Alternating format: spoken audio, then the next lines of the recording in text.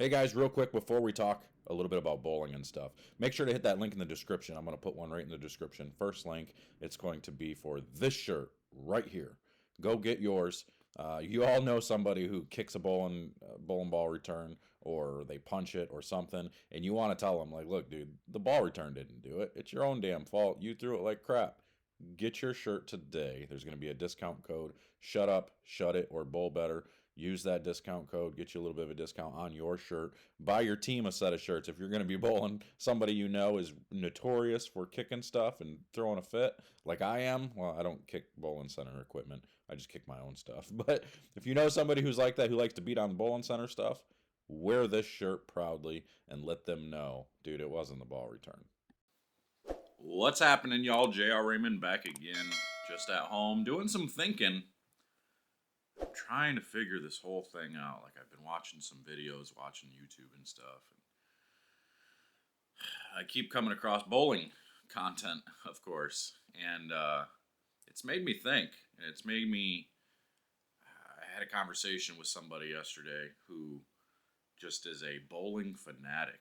And every time I have a conversation with somebody like that, they get my gears going again. And they get me like amped up and wanting to bowl again because I was in a spot where I'm like, I just really don't want to do it. So I had that conversation with them early in the afternoon last night, early in the afternoon yesterday, I should say, talking about the tour season coming up and, rooming and either getting Airbnbs and, stuff like that, whatever we want to do. And I'm thinking, okay, I'm gonna do some more vlogs this season.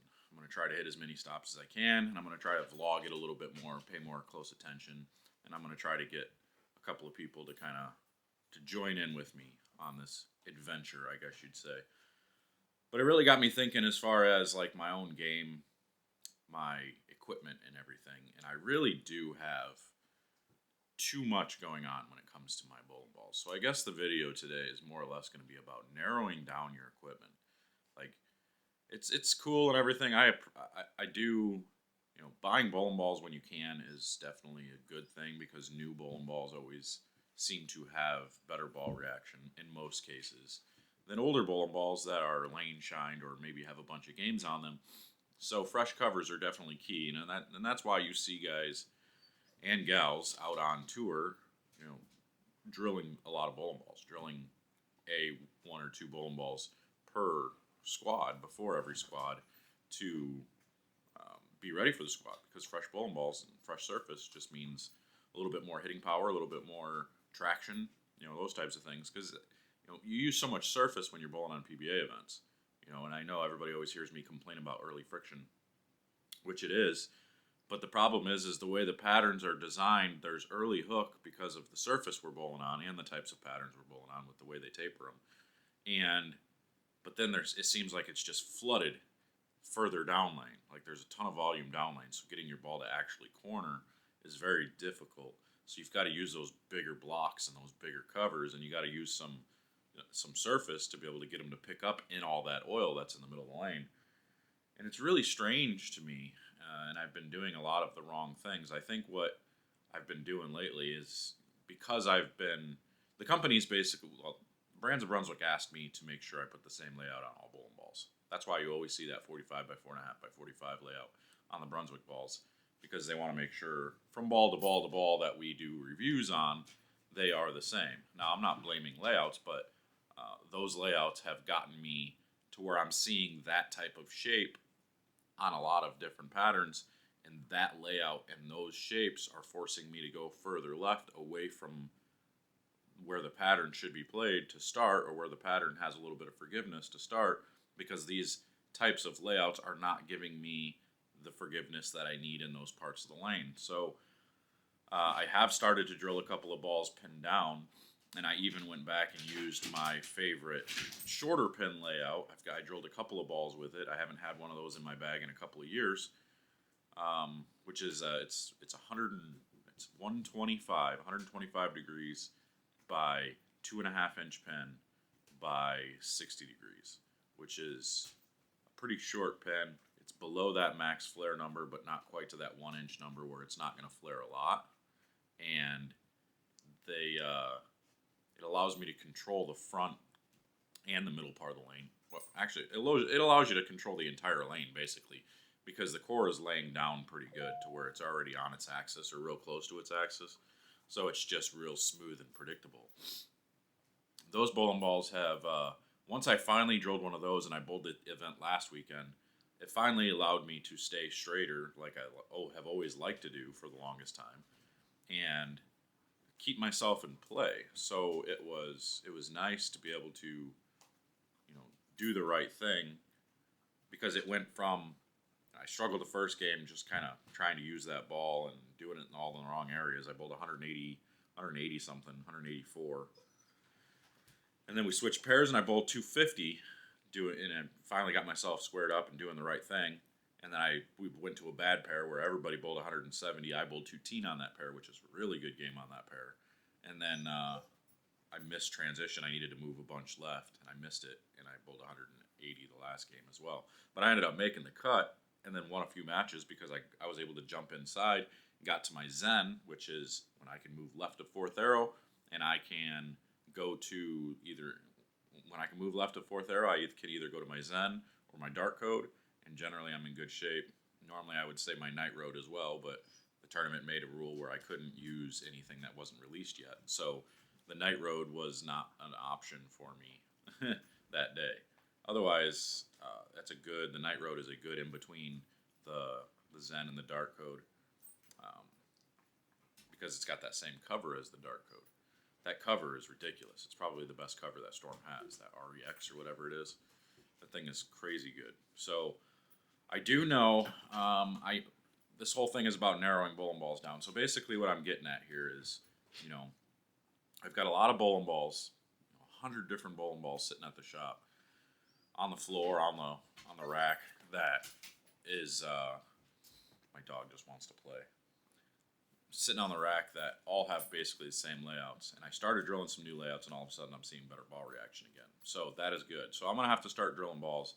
I'm gonna have to get a hold of the companies, or I'm just gonna do something, and drill some balls with proper layouts and actually build an arsenal the right way. Because as much as I want to be able to just build an arsenal based on cover stock, layout, when it comes to creating that room for error and proper angle through the pins, you still need different layouts. As much as I say that layouts aren't as important as cover, it's not, but they're still important for fine-tuning your ball reaction. So you have to kind of make sure you have a little bit of a mix. You can't, I know a lot of people say just find one or two layouts that work best for you and just change your cover and everything and you'll be okay. And to an extent, I agree with that. If you're a league bowler, for sure, that's definitely the way to go.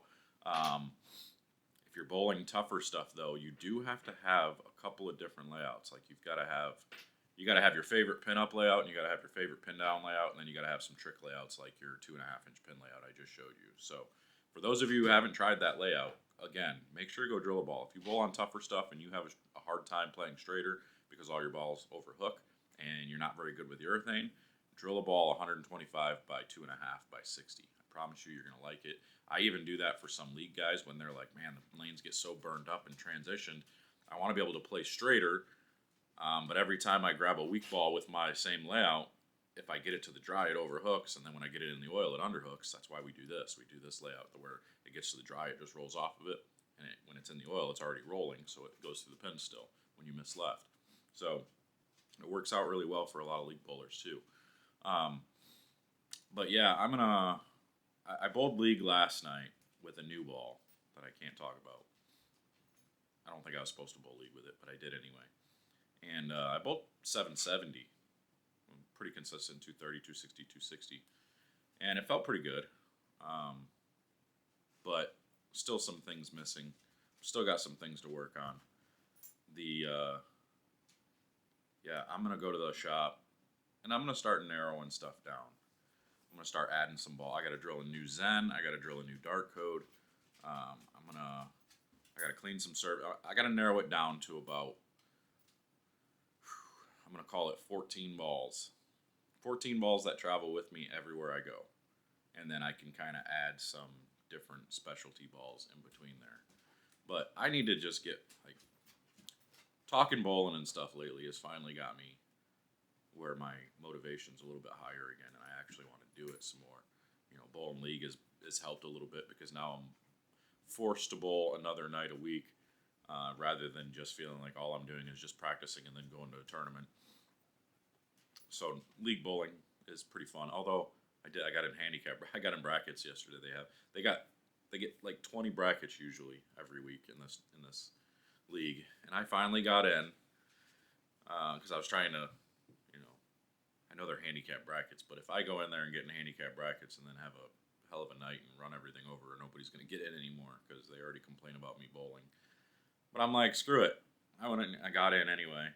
I got in 20 brackets, and I bowled 230, 260, 260, and I only won 6 brackets, which is to be expected. I mean, it's handicap. My 230 got me through 10, so I got through half, and then my 260 game 2 only got me through 6, and then my 260 game 3 actually won them all. So, I mean, it is what it is. It's still profit money, so it's kind of nice. So, I mean, I don't know. I don't expect to bowl 770 every week though, so that would be a losing proposition in most cases. I would assume, but yeah, I won second game pot last night, and I won high 2 in series, and it was an okay night. Made a couple $100. It was fun. So I don't know. I'm just rambling now, but that's kind of where I'm going with this whole thing. Is I'm going to narrow down bowling balls, and I'm going to get it to where I have about 14 balls in my bag. And I'm thinking about bringing back a spare ball, even though my spare game's been pretty good. I'm thinking about bringing one back since this whole tour season is going to be everything I can drive to. So everything is going to be drivable. I don't have to ever get on a plane. It's going to be pretty nice. So I'm thinking about bringing a spare ball back and giving that a go again. I haven't used a spare ball in a while, but and I'm going to drill some more urethane. I'm going to drill. We talked about the Zen U last night, and my Zen U has that. It has, I think it's 45 by 3.5 by 30 on it. I think. Don't quote me, but I'm pretty sure it's something like that. So I need to drill another one, another strong pin, but I'm going to go pin down with it. See if we can't get more of an arc down lane rather than that sharp look that you saw in that video, the review I posted yesterday. If you haven't seen that review, there's one over on the Bowler X channel. I just posted the comparison between the Zen U, the UC3, and the Purple Hammer. Go watch that. But the Zen U is just so quick down lane. So I'm going to try to smooth one out. I'm going to go with the strong layout still. So I'll go with like the 45 by, maybe I'll go with like 35 to get her started in the front a little bit more. Get that core tipped up just a little bit. Go 35 by 3.5 by like 65 or 70. Bring that pin way down and see if we can get it to slow its motion down and make it more of a urethane look to kind of complement. So then it'll be a little bit cleaner than the Purple Hammer, but with the same type of shape, slow. And then I'll have the quickness of the Zen U to go through the pins when I want to. I wasn't a fan of the UC3, to be completely honest. I know in that video, when you go watch it, you're going to be like, well, it looks great. Yeah, but I wasn't a huge fan. And then I would have to fix it because the fingers, I changed my finger pitches. Those finger pitches aren't right. So I'm too lazy. So I'll just drill a new ball. Maybe I'll drill a new UC3. I don't know. So anyway, I'm just rambling now. So I'm going to get out of here. I'm sure I'll think of something else. So I'll just post another video when I just want to get on every once in a while and just talk bowling because that's what people like is bowling talk. So, and I'm going to do more vlogging and stuff too. I know I keep saying that, but I am. I'm going to commit to doing more vlogging and stuff, especially when the tour season comes up. I think the reason I haven't done more vlogging is because it's usually just me. And I got to set a camera up, and I got to move the camera, and I got to do all this crazy stuff.